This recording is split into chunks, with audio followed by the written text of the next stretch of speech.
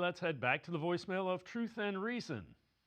Hey, Dave, love the show. I'm curious, kind of excited to see how this whole Dillon Gabriel experiment goes, you know. I think I'm just more happy because we're finally going to see the young guy and we're going to move away from the statue, Joe Flacco. I mean, I love Joe Flacco. He was good for us a couple years ago, but father time catches up. But here's my thing that I got to say. I remember watching him play some college ball, and he was really good, don't get me wrong. He did beat Ohio State, but that was a wild ending in game one. But in the second game, when Ohio State really got after him on defense, they just really turned it up and knocked him off that spot. He seemed to struggle. Just want to hear your thoughts. Go Browns. Oof, oof, oof. As always, appreciate all of the voicemails. Let's welcome in Brad Ward, BrownsFilmBreakdown.com and the All Eyes on Cleveland podcast. Brad, yes, Gabriel did struggle when you moved him, but you could say that about any guy. I think the thing is they're going to need him to be more mobile. That's the major upside, right? Like, I mean, you had no mobility with Joe Flacco, no ability to really make plays out of structure. So even if you get an uptick of like 10% of plays that he can extend, maybe that extends a few drives for you. The ultimate question here is, I mean, is what Flores' defense does to him. Can he handle that, right? We're talking about the most exotic, aggressive defense in the NFL. Not exactly the best spot to put a rookie into.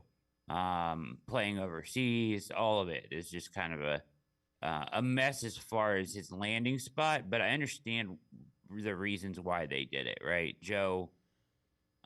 The reason you play Joe Flacco is because he processes well, and you would hope that in a game like this, he would provide you the advantage of seeing. You have a better idea of what he's seeing from Flores' defense with his vast experience in the league, but he just hasn't been processing that way for the first 4 weeks. So he's been a beat behind.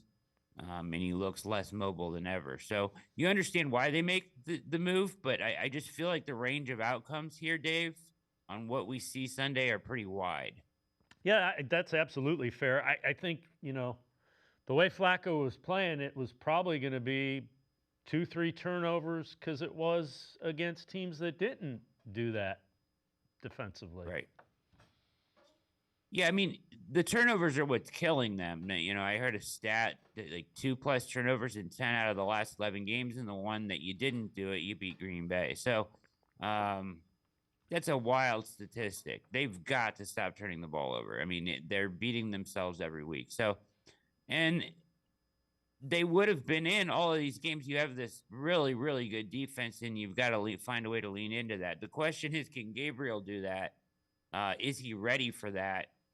And is this the right spot to put him into? I guess we'll find out. I'm all for finding out at this point. I understand people that wanted to see more Flacco, and I understand people that come down on the side of wanting to see more Gabriel. Like, there's reasons for both, right? That are pretty valid. But I can get behind seeing him play, but I want to see a really simplified game plan. And basically, like, if this drive ends in a punt, that's okay. That's okay.